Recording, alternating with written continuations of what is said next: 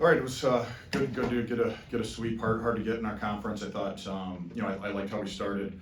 Obviously they tied it up on the power play there, and then had a big kill there, a 5 minute major, and then it turned into a 5-on-3. And I thought the guys did a heck of a job of digging in. It would have been easy to melt at that moment, and especially you look at they got a really good power play that's taxing. And I think my favorite part of the night was having the 66 and 86 group back. I think that.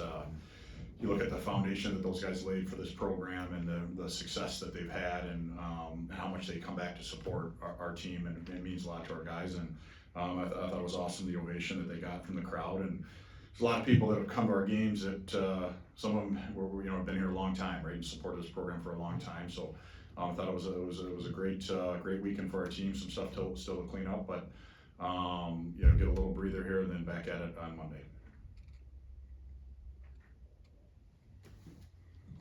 Half of your goals started with a hard check. I mean, Porter's breakaway, Tony's shorty. What does that say about the team and the effort that they were giving tonight? Yeah, I mean, I think we're at our best when we play physical, and I think that's what our sport's about, right? And obviously you got to do it within the rules, but I think that's where I kind of fell in love with the sport, right? The physical side of it, and I think that's when we're at our best. And especially getting closer to playoffs here, it's going to get tighter and tighter and more physical. And our guys have shown that they can handle that. And you brought up the extended penalty kills, 6 minutes, 16 seconds, 44 seconds of 5-on-3. How big of a momentum shifter can that be where you can kind of use it to slingshot pass, because you scored a goal a couple minutes right after that? Yeah, I mean, obviously it can go the other way too, right? I mean, so you can be digging yourself out of a hole. So, but yeah, you can start feeling that where you get some momentum on the kill and doing it the right way, and give you some juice on the back end. The danger of it is guys are getting fried killing those penalties, right? So you don't always maybe have the same jump, but I thought our guys were ready to go, and it kind of created some momentum of getting the job done. Adam, did you think that was going to be 5 minutes and the goal was coming off the board? I talked to the refs after. They got a tough job to make decisions, right? And my thing is, I think we need to get challenging penalties out of college hockey. We're the only level that does it. I think these guys are qualified to make the right calls. They're going to miss some. They're human.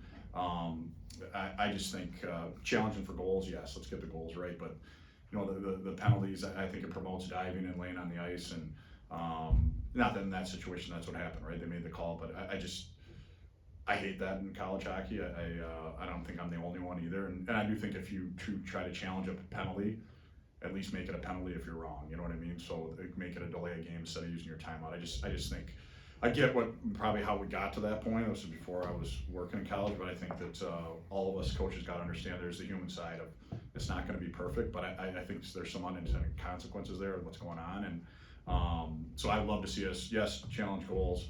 But penalties, let's not challenge goals. It isn't often we talk about a goaltender in an 8-2 game, but Trey had some stops at key moments. Could have been 8-4, 8-5. Who knows?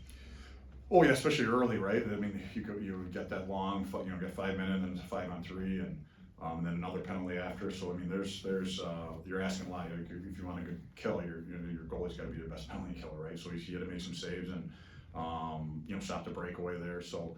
Yeah, no, I thought, he's super consistent. You know what you're going to get every night from him. Last thing, how'd you teach Riker that move on his last goal? That's Townsy. Townsy did that.